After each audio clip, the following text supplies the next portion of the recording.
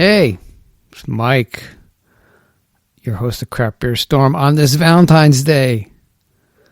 Did you get your Valentine any beer? Get him local beer. Ladies, if you got a guy, take him out to his local brewery and take care of him. Guys, you got a woman, take her out. Get some food too for her. Maybe give her some beer. And everything will be okay. And get her a card too. That's important. And flowers. Important. Anyway, today is Craft Brew News on Friday, February 14th, 2020. And these stories are courtesy of Brewbound at www.brewbound.com. First story, Future Proof sues Molson Coors for trademark infringement. What's happening with Molson Coors? The parent company of Brizzy, with a B, Seltzer Cocktails, has filed a lawsuit against Molson Coors Beverage Company, alleging that the second largest U.S. beer manufacturer's Vizzy, with a V, Hard Seltzer name is nearly identical to Brizzy in sight, sound, and appearance, and infringes on its trademark. Trademark's a big deal for a lot of breweries. You know, you can name your beer something that somebody named their beer 10 years ago, and it's an infringement. If they have a trademark, you can get a logo. I had a problem with my logo. I got an email from a brewery like, "Oh, well, your new logo looks too much like ours." And I'm like, "It's like a Celtic symbol on it." I'm like, "Dude, the symbol's like thousands of years old. What are you talking about?" So I had then they wanted to go to court, and I'm like, "All right, I changed it. I just flipped it around a little bit, and we fixed it, but it's okay." But that's what people do. Trademarks. Austin, Texas-based Future Proof, which makes Brizzy, is seeking a jury trial and asking the court to stop Molson Coors from using the Vizzy trademark to sell, market, and distribute alcoholic beverages. The company is also seeking 3 times the damages, treble, outlined in the complaint, plus court costs and legal fees. Man, well, if they're going to go against Molson Coors, they're not going to be cheap. Future Proof filed a trademark application for Brizzy on November 30th, 2018.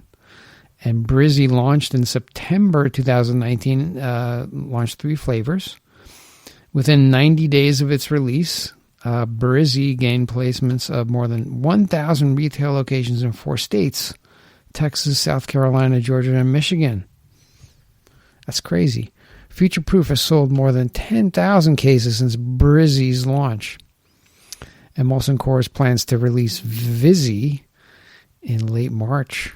The company touts it as the first hard seltzer made with acerola cherry, the superfruit high in antioxidant vitamin C, according to its Behind the Beer blog.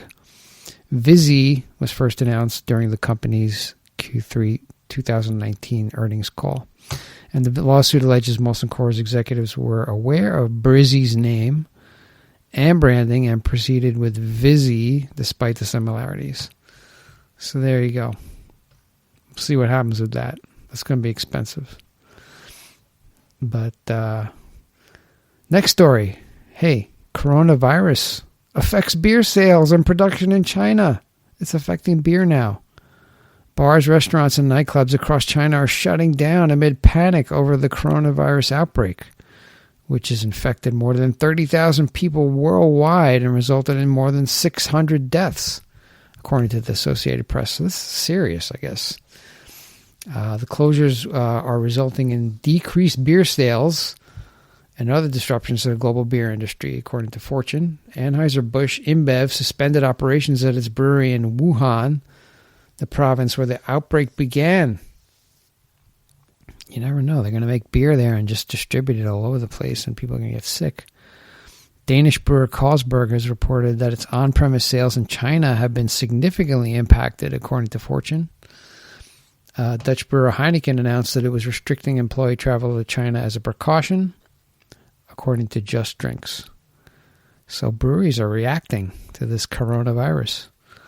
Everybody's reacting to it. Next story, Brooklyn Brewery opens Tokyo Taproom. And the Brooklyn Brewery is continuing its international expansion with the opening of B at K5, a tasting room in the Nihonbashi neighborhood of Tokyo, Japan.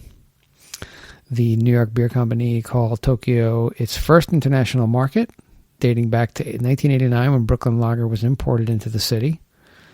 The opening was just in time for the 2020 Summer Olympic Games in Tokyo. So there you go. International expansion is nothing new for Brooklyn, which operates several joint ventures around the globe. Brooklyn ties to Japan go even deeper. Japanese beer maker Kirin owns 24.5% of the company following a 2016 transaction. So there's ties with China. They own almost a third of it. And our last story, Boston Beer strikes a Truly sponsorship with Florida Panthers.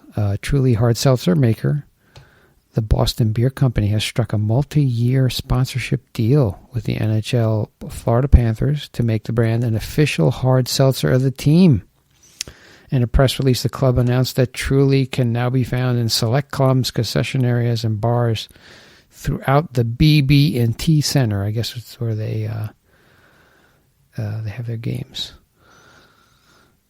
their hockey matches. Boston Beer inked a 5-year deal in September, making Truly the official hard seltzer of the National Hockey League. So Boston Beer is just expanding their Truly reach. Truly, it is a wonderful beverage.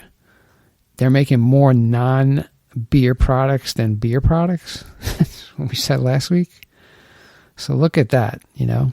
They founded the company on Sam Adams, a beer, won the Great American Beer Festival, and now they're making like hard seltzer. They're making more non-beer than beer.